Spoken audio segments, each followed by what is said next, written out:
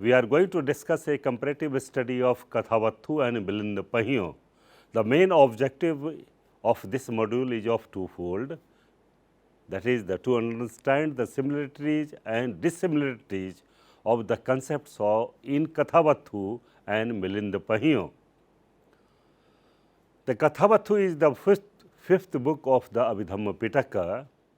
It consists of 23 chapters, each containing a number of discussions and refutations from the Theravada standpoint of heretical and unorthodox views belonging to various early Buddhist sects on matters connected with several problems of theology, philosophy, cosmology, psychology, and so on. It may be remarked that the Kathavatthu is a treasure house of the doctrine of different early Buddhist sects and schools, which emerged in the course of schisms and discussions growing after the death of Lord Buddha. In all, there are 216 to 217 such doctrines discussed in the Kathavatthu.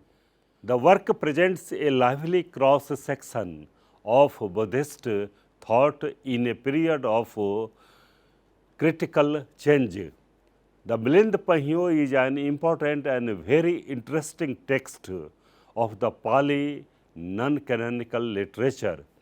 It is the masterpiece of the Pali prose as well as the specimen of the expression of the high thinking in very simple words.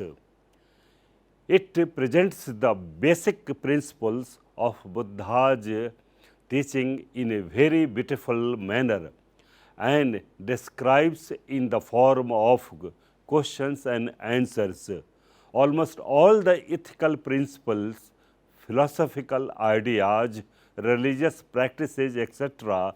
have been described in this text in a simple style, putting the question first and answering them in a descriptive way, again illustrating with the help of a number of similes, stories and examples, etc.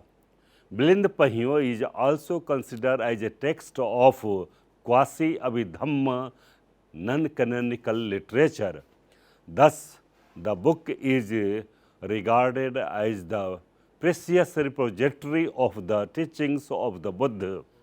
Both the Kathavatthu and the Milindapañho are considered the book of controversial apologetics. There are a number of points raised in the Kathavatthu which have also discussed in Milindapañho. The concept of Puggala, Dibchakku, whether an arhat can be thoughtless, guilty of an offense, how a layman after becoming an arhat can enter the order, and other similar ideas are available in Kathavatthu and Milindapañho. The linguistic peculiarities of these two texts are also similar. Both these texts are of archaic form. Acharya Nagsen in Milindapañho is also advocating the opinion which Mogliputatissa Thera puts forward as that of Theravadins. In this module, there will be an attempt to discuss the similarities of the points raised in the Kathavatthu and the Milindapañho. The method of debate in the Kathavatthu and Milindapañho is quite similar to the method followed in the Samaya Phala Sutta of Dighrikaya. The method followed in the Samaya Phala Sutta is quite interesting in the sense that when a question is put to the Buddha by the king Ajatasattu, Buddha did not answer his question. In the Kathavatthu, all the doctrines are discussed in the form of question and answers with an imaginary opponent. The method of debate in the Kathavatthu represents seemingly a considerable formal development, where at first the doctrine is stated, then the reasons advanced, refutation and counter-refutations presented, examples and the counter-examples cited. The conversion and the proposition is regularly done in an effort made, in effect, to test the distribution of the middle term. The typical structure of a debate in the Kathavatthu is developed in the form of defense and attack. The same structure of the debate in the form of counter question is also available in Milindapañho. In the first chapter, Puggal Vagga of Kathavatthu, there is a discussion on the concept of Puggala. During the time of Asoka, the Vajjaputaka believed in the existence of a Puggala in the personality of a being. They used to propound that there is a Puggala by which being exists. They maintained that Puggala is neither identical with five aggregates nor it is different from that, but there is Puggala which exists. The Theravadins have a definite concept of reals, which are Chit, Chetsik, Roop and Nibbana. Keeping in their mind the concept of reals, they put a question: does the Puggala exist in real and ultimate sense? Puggalo upalabhati sachikathena paramathena ti. The heretics answers that it does not exist, amanta. Again, the Theravadins ask, does the Puggala exist in real and ultimate sense? In the same way as there is the existence of the four reals, namely Chit, Chetsik, Roop and Nibbana. He says, yo sachikathena paramathato tato so Puggalo upalabhati sachikathena paramathena ti. The heretics reply that it cannot be said it as na hetam batabbe. Then Theravadins say that only he has acceptance of the existence of Puggala, and again he says that it does not exist. Therefore, he contrasted himself, and because of that, he should accept defeat. Ajanahi niggaham. Thus, it is fivefold direct way of refuting the Puggala. In the Milindapañho, the theory of no soul is described in lively way. King Milinda asked Nagsen about his name. In reply, Nagsen says that the names are conventional. Sankha samaya panyati boharo namamattam jadidam Nagsenoti na het Puggalo palabtiti. Milind, though understood the question, still he puts another question with a view to clarify it more. He says that if there is no, Nagsen says that depending upon the five aggregates, Panchakhandha, namely Roop, Vedana, Sanya, Sankhar and beyond, we make a conventional use that there is a man, Nagsen, Sursen, etc. Really speaking, there are five aggregates. By that, I am known as Nagsen. It has been said in the text, रूपम च पटिच्च वेदनम च पटिच्च संयम च पटिच्च संखारम च पटिच्च वियाणम च पटिच्च नागसेनोति संखा समया पयति बोहारो नाममत्तम पवतति परमथतो पन एत पुग्गलो न उपलभति. Further, quoting the scriptural evidence, he told as making the assembly of the various parts of the chariot, there is a conventional name of chariot. Similarly, making the existence of the five aggregates, there is the conventional use of being man, Nagsen. यथा ही अंग संभारा होती सद्दो रथो इति एवं खंदेसु होती सत्तोति समुत्ति. Therefore, it may be seen that the concept of no soul forms the subject matter of the first chapter of the two books Kathavatthu and Milindapañho. The third chapter of the Kathavatthu deals with the divine eye, Dibchakhu,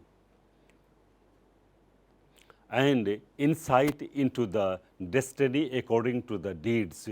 It is said that fleshy eye, Chakhu, when it is the medium of an idea, becomes the celestial eye, Dibchakhu. Further, it is said that celestial eye amounts to insight into destiny according to deeds. Yathaham na puggalam namam Dibchakhuti amanta. The fleshy eye, Chakhu, becomes the divine ear when it is the medium of an idea, Dhampathadham.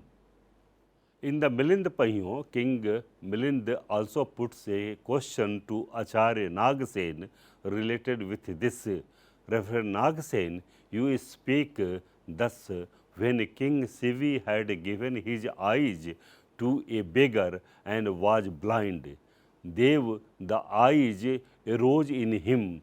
It is said in the Sutta, with this removal of the cause, when there is no cause, no ground, there is no uprising of the Deva-like eyes. Acharya Nagsen explains that how Deva-like eyes arose in King Sivi through such kriya. When the physical eye is lost, there is no arising of a Deva-like eye. Without a cause, without a ground, that must be understood in reference to vision made by the development of mind. The fourth chapter of Kathavatthu deals with the subject as how a layman who is a layman after becoming an arhat can enter into the order. Theravadins say that householder cannot become arhat. Arhat do not die when in imperturbable meditation and devoid of kriyachit.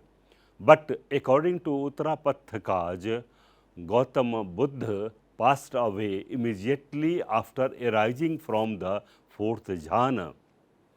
In the Milindapañho, there is also a discussion on this matter. Acharya Nagsen says that an arhat, sir, cannot go from forth of himself. On going forth of oneself, one falls into theft, nor could let the day pass whether another arhat arrived or not. He would attain that Nibbana that very day. Further, Kathavatthu discusses the retention of the distinctive endowments of an arhat. Arha chatuhi phalani samannāgatoti. Is an arhat endowed with four kinds of contact?